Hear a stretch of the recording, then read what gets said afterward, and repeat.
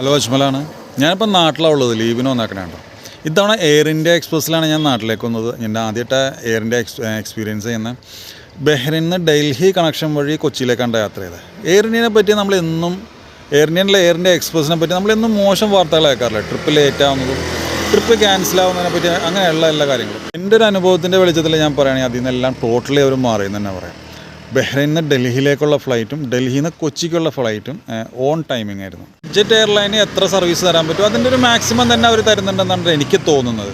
അതുപോലെ തന്നെ ഡൽഹിയിൽ നിന്ന് കൊച്ചിക്കുള്ള ഫ്ലൈറ്റിന് ഒരു 2 മണിക്കൂറിൻ്റെ ഗ്യാപ്പ് ഉണ്ടായിരുന്നുള്ളൂ. ബഹ്റൈനിൽ നിന്ന് എത്തിയിട്ട് കൊച്ചിയിലേക്ക് പോരാനായിട്ട് 2 മണിക്കൂറിൻ്റെ ഗ്യാപ്പ് ഉണ്ടല്ലോ. ആ 2 മണിക്കൂറിൽ നമ്മൾ അടുത്ത ഫ്ലൈറ്റിൽ കയറ്റാനായിട്ട് ക്രൂ ശരിക്കും എഫേർട്ട് എടുക്കുന്നുണ്ട്. എല്ലാവരുടെ വന്ന് നമ്മളെ അങ്ങോട്ട് എത്തിക്കാനുള്ള മാക്സിമം എഫേർട്ട് അവരെടുക്കുന്നുണ്ട്. കാർ സംവിധാനത്തിൻ്റെ ഭാഗമായിരുന്ന ഒരു സംരംഭത്തിന് അതിൻ്റേതായിട്ടുള്ള ഒരു ന്യൂനതകളും കാര്യങ്ങളൊക്കെ സ്വാഭാവികമായിട്ടും കാണാം. അപ്പോൾ അതിൻ്റെ ഒരു ചേഞ്ചിൻ്റെ പാതയിലാണെന്ന് വേണമെങ്കിൽ നമുക്ക് പറയാം. ഇപ്പോഴും ഒരുപക്ഷെ അതിൽ ചെറിയ ചെറിയ പോരായ്മകളൊക്കെ സംഭവിക്കാം, ഇനി ഏതെങ്കിലും ട്രിപ്പിൻ്റെ കാര്യത്തിലും എന്തിലൊക്കെ. പക്ഷേ എന്നിരുന്നാലും ഈ പറഞ്ഞു പരത്തുന്ന രീതിയിലുള്ളൊരു ഡിഫക്റ്റ് അതിനകത്ത് ഉള്ളതായിട്ട് എനിക്ക് ഫീൽ ചെയ്യുന്നില്ല കേട്ടോ.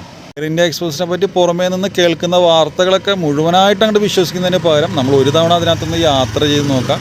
പഴയ എക്സ്പീരിയൻസൊക്കെ നമ്മൾ വിട്ടുകളെ, പുതിയൊരു കൈകളിലേക്ക് അത് വന്നു.